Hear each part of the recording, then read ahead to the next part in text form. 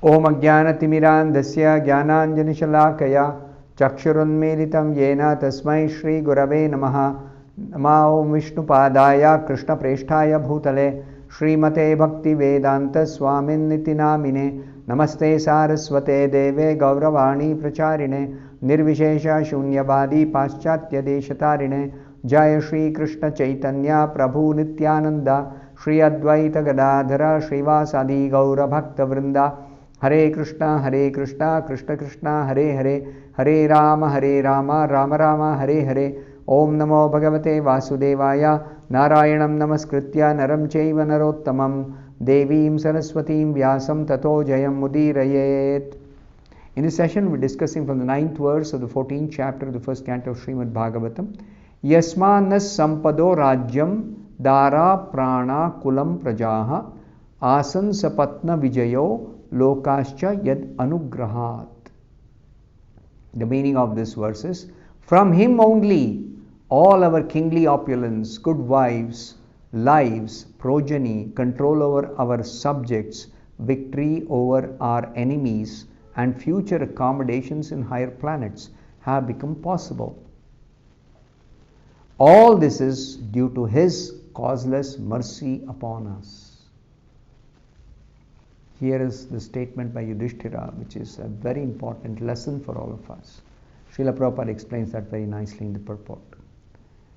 Srila Prabhupada says, material prosperity consists of a good wife, good home, sufficient land, good children, aristocratic family relations, victory over competitors, and by pious work, attainment of accommodations in the higher celestial planets for better facilities of material amenities.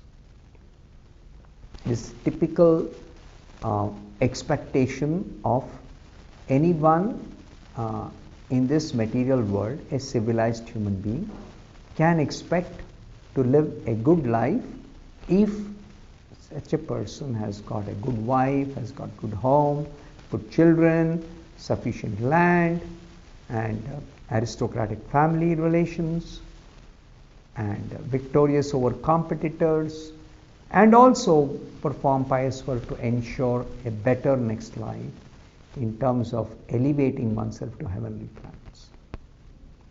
Now, Srila Prabhupada says, these facilities are earned not only by one's hard manual labor or by unfair means, but by the mercy of the Supreme Lord. Generally, people consider, I worked hard and I earned some money or some good result in some work. I worked hard and it is my own hard work that is the cause of my success or my achievement. They forget that in addition to the hard work, most important is the mercy of the Supreme Lord in sanctioning the result. That they forget. So, Srila Prabhupada says, prosperity earned by one's personal endeavor also depends on the mercy of the Lord. Krishna Kripa, Bhagavat Kripa. You also require the mercy of the Lord for success in any endeavor. Personal labor must be there. It's not that Krishna's mercy is enough, I'll not do anything. No, personal labor must be there in this material world. In addition to the Lord's benediction. So both are required. The personal endeavor and the Lord's mercy or Lord's blessing. Both are required. But without the Lord's benediction, no one is successful simply by personal labor. Prabhupada is reiterating the point. Your hard work alone is not enough. Anybody for that matter in this material world. The modernized man of Kali Yuga believes in personal endeavor and denies the benediction of the Supreme Lord. This is the position of most people in the present Kali Yuga. They are ignorant and they are not properly educated, and they do not know how subtle laws are working, who is ultimately in control of everything that is going on. Why is it that people do not always succeed in all their endeavors? Actually, most people don't have an answer for this. The answer is given here, that there are two things: the personal endeavor and the sanction of the Lord, or the blessing or benediction or mercy of the Lord. This is explained very nicely in the Bhagavad Gita, 5 factors of action. 4 are dependent on personal endeavor, and 1 is called Daivam, that is the Supreme Lord's blessing or the mercy. So clearly these 5 factors are responsible for successful accomplishment of any action in this material world by anybody. Srila Prabhupada cites one instance. Even a great sannyasi of India delivered speeches in Chicago protesting the benedictions of the Supreme Lord, as if Supreme Lord's benedictions don't matter at all. This sannyasi was speaking. Only your own personal endeavor is important and enough. That is wrong. As far as the Vedic Shastras are concerned, as we find in the pages of Srimad Bhagavatam, the ultimate sanction for all success rests in the hands of the Supreme Lord. This is a fact, 100% fact.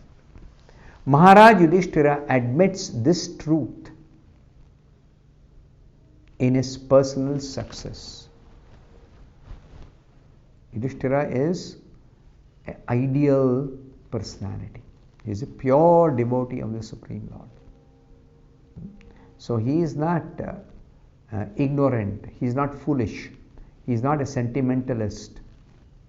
He is a powerful Kshatriya, but he does his duties properly.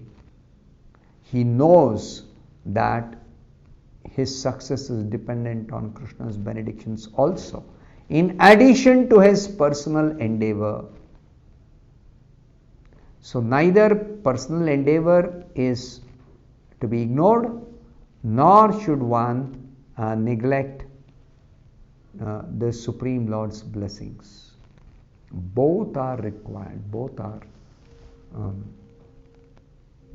essential. Both are essential.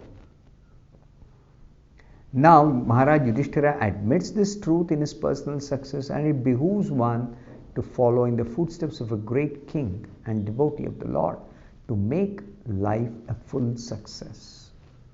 So Prabhupada is revealing to all of us, how can we ensure full success in our life? We have to personally endeavor, and we should also learn to depend on Krishna's blessings. Both are required.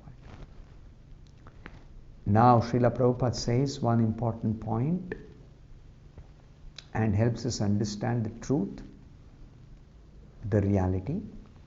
Prabhupada says, if one could achieve success without the sanction of the Lord, then no medical practitioner would fail to cure a patient. Medical practitioners work very hard, very sincerely to cure somebody who's got a deadly disease or a terminal illness. They work very hard. They sincerely work to diagnose, to treat, to administer the medicine, or to do surgery, or to administer specific treatment. And even the most successful people, sometimes they are unable to save the patient. So, why is it that every time they give good treatment, they are not successful? That is because the Lord's hand is definitely there. In spite of their hard work and very good care, people die. Some people die. So Srila Prabhupada says, despite the most advanced treatment of a suffering patient by the most up-to-date medical practitioner, there is death. And even in the most hopeless case, without medical treatment, a patient is cured astonishingly. I have many instances I can cite, I don't have time now, that there have been cases where people have been rushed to their family doctor, and the family doctor tried his best to treat and cure, and he was not successful. The doctor is the same, the patient is one who has taken treatment earlier, and he has been treated and cured earlier many times. But one particular time, the doctor was not able to cure the patient. The patient died. So, there are instances where people die in spite of the best treatment. And there are instances also where somebody is unable to get treatment and they're just not having any hope of surviving because they've got a very deadly disease. And without any treatment, without any medicine, without any kind of intervention, medical intervention, they astonishingly survive. They somehow become cured without any treatment. There are instances of people following what is called as naturopathy.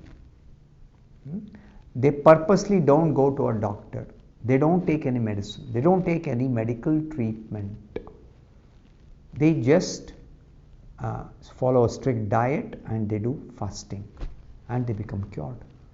But again, it's not that they're going to live forever. That we have to remember. Whatever be your system of maintaining good health, at a certain time, when the lifespan is over, one has to quit the body in this material world. Jatasya hi dhruvo mrityuhu. Death is certain for one who has taken birth after the duration of a certain lifespan. It is certain. Therefore, the conclusion, what's the conclusion? That God's sanction is the immediate cause for all happenings, good or bad. So never neglect or ignore God's sanction, Krishna's sanction. Krishna, please remember, Krishna is seated in everybody's heart. He is active in everybody's life. He is a constant companion of the conditioned soul as long as the conditioned soul is in this material world. So he guides. If I quit this body, Krishna will guide me to my next destination. Krishna knows everything. And he will guide me to the next body that I have to accept, if I have to accept a body. Or he'll guide me to his personal abode if I have to go back to God. Exactly, everybody is guided by the super soul, Paramatma, who is none other than Krishna himself. So Krishna's hand is always there. Any successful man should feel grateful to the Lord for all he has achieved. This is the last statement by Srila Prabhupada in this purport. Have that gratitude. And by having that gratitude for all success in all your endeavors, you become Krishna conscious. Gratitude towards Krishna. You become Krishna conscious. When you become Krishna conscious, that's your success in life. Ultimate success. You get out of this material existence and you go to the spiritual abode of the Supreme Lord to live eternal life full of knowledge and bliss. I will stop here. Thank you very much. Hare Krishna.